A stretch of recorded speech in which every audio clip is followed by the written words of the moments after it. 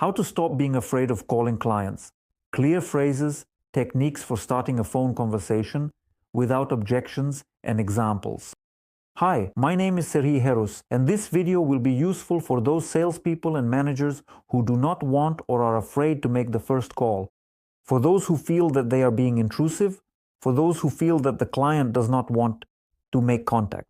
In this video, you will hear the technology for starting a conversation without objections, real-life examples, statistics, evidence, and clear steps on how to implement it. So watch until the end, and you will have a complete picture. The first step in overcoming the fear of calling is to admit that you are afraid, that you might be insulted or have the phone hung up on you. And you can overcome this only when you understand that the client refuses, not because they personally dislike you, but because they dislike your actions.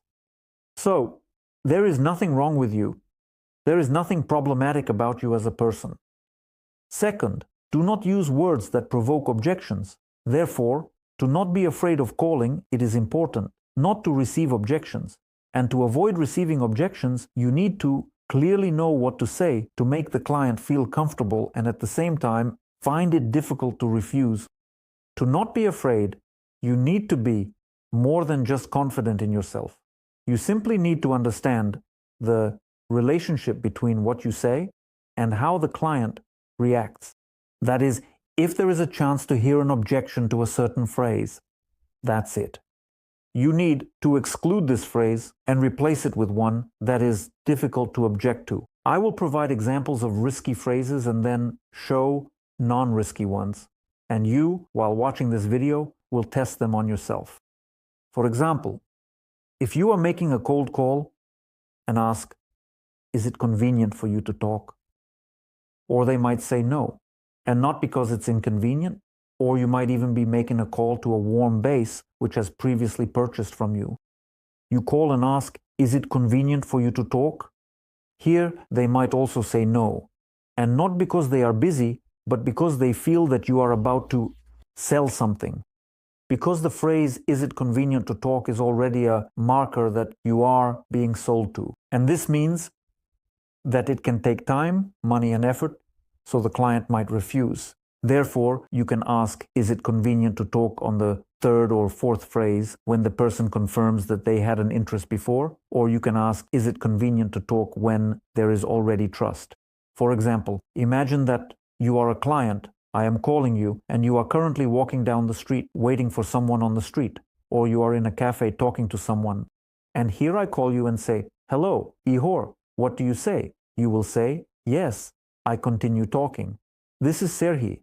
I am calling you because 2 weeks ago you attended a trial session at the sports club. Do you remember that?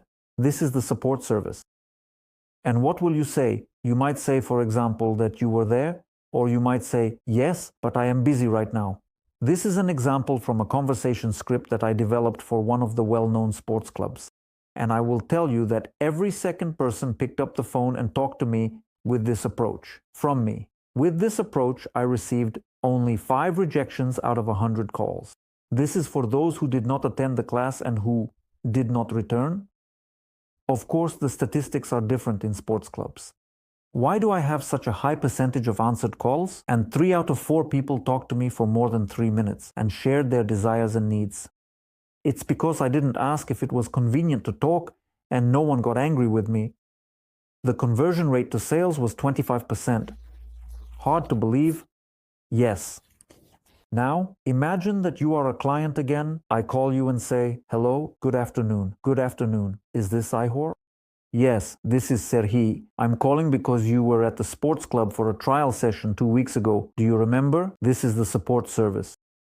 That is, I do not focus on the fact that I am a sports club, and I do not focus on whether it is convenient for the client to talk. I call. First, I state my name. Second, I ask if you remember any fact from the past that relates to our club or product. I ask if you remember that you attended a trial class, and I add that this is the support service. And what happens? They always confirm to me. They say, "That's how it was." And then I continue. If you haven't returned, maybe you are not looking for a great section and choosing a great coach, or you don't often pass by. So I mention 3 possible reasons or 2 reasons for refusal, which might have caused the client to decline the services and not return. Once again, you are the client and I am already asking on the third phrase. I repeat, if you haven't returned, could the issue be that reason A, B, or C? Or is it a matter of, are you looking for a coach? Or did the section not suit you? Or maybe you don't always pass by. Do you understand the technique? And here the person responds with their reason. If you think this doesn't work, then I will tell you this. I have statistics, I have checked it clearly and personally. So yes, I have some unconventional techniques. But if you are not sure that this works, if you think that you must ask the phrase, is it convenient to talk? Then I can prove it to you with statistics and help you increase your conversion rate. By the way, how do you like this dialogue with the client? Write in the comments. I am interested in your opinion. Write your thoughts or objections. Let's summarize. If you didn't remember, I will explain it. Again, in other words. The third principle, which is not advisable to do in a cold call, or if you are unsure, is to focus on the name of the company you represent. For example, good afternoon, my name is Serhi, this is the SmartX Sports Club, I am calling you with an offer. That's it, not interesting. Because focusing on the company names means that they will be selling, promotions are also no longer interesting. So what should you say to the client instead? Use this phrase. I am calling you because you attended a trial session 2 weeks ago, or I am calling you because you have been buying from us for 2 weeks and you mentioned that a client bought from you. That is, you state a fact from the past and confirm it. And at the end of the phrase, you can mention what your company is. This is the technique.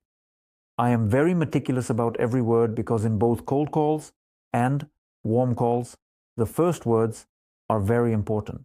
You can test this if you say it correctly and with a certain intonation. How to implement this in business and in life to achieve comfort in sales and to make it enjoyable, I explain in this video. And I also add, I personally ask if it is convenient to talk to my regular clients, friends, and those who are actually expecting my call. But I never ask those who are not expecting my call or are not interested because I know I will get a refusal. Still wondering if you should ask whether it's convenient to talk? Write your situation in the comments or on social media in the description under the video. If you have an interesting and real business, I will personally and live make calls to your clients and show in the moment that it works great.